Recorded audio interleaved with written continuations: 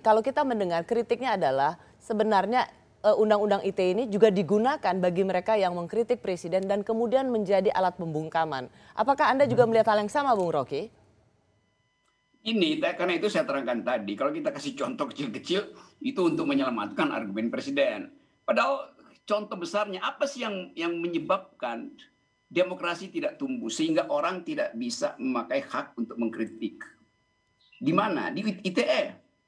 Loh, ITE itu dibikin oleh SBY, dan SBY memang memenjarakan 3.000 orang dengan undang-undang ITE. Memenjarakan 200.000 mahasiswa, menghukum 30.000 ulama. Apa itu yang terjadi? Nggak ada satupun yang dilakukan oleh SBY dengan undang-undang itu. Jadi undang-undang itu biarin aja juga nggak ada soal. Kalau pemerintahnya paham apa yang disebut demokrasi itu. Bagaimana, Itu soalnya. Bung Rocky, bagaimana Anda bisa langsung mendefinisikan bahwa pemerintahan Jokowi memenjarakan sekian ratus orang karena undang-undang ITE terbukti padahal sebenarnya selama ini yang saling lapor adalah warga sipil? Kan saya nggak bilang tadi Jokowi. Undang-undang ITE dibuat oleh SBY. SBY yang memenjarakan 200.000 orang. SBY yang memenjarakan 30.000 ulama. Betul nggak itu fakta itu? Di pemerintahan SBY? Iya, betul nggak? Anda bertanya atau Anda menyatakan? Ya, saya bertanya, benar nggak? Ada nggak fakta itu?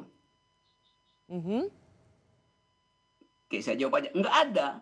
Jadi undang-undang ITE itu ada atau tidak ada tergantung pada cara si presiden memandang demokrasi. Di zaman SBY undang-undang ITE itu tidak menghasilkan pemenjaraan. Oke. Ya. Jadi saya teruskan dulu. Ya. Anda mau bilang bahwa undang-undang itu dibuat oleh Presiden SBY, tetapi justru di zaman pemerintahan Jokowi ada ratusan orang di penjara karena produk undang-undang SBY.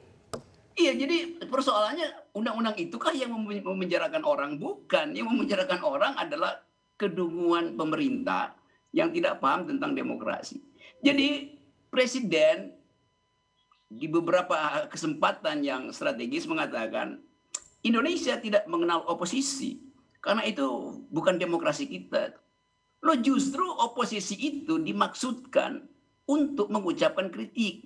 Jadi kalau undang-undang ITE itu direvisi tetapi isi kepala presiden tidak direvisi tentang pengertian oposisi, gak ada gunanya. Karena selama presiden tidak mengerti bahwa demokrasi itu memerlukan oposisi, maka dia akan pakai undang-undang lain untuk menghalangi pikiran, bukan ITE. Undang-undang pertanaman misalnya atau undang-undang pemakaman akan dipakai, dibikin aja caranya. Jadi sekali lagi, kalau presiden konsekuen, maka seluruh undang-undang yang menghalangi demokrasi itu harus dibatalkan. Di mana dimulainya penghalangan itu? Penghalangan itu dimulai dari presidential threshold yang dipasang. Itu biar kita tidak terlalu jauh ke arah situ, Bung Rocky, soal ambang batas. Harus sejauh itu. Kalau mau pendek nggak ada gunanya. Bukan, karena kita demokrasi. Jadi undang-undang ITE itu cuma undang-undang kelingking. Yang lebih gede itu undang-undang aturan threshold yang ambang batas presiden. Itu. Ya.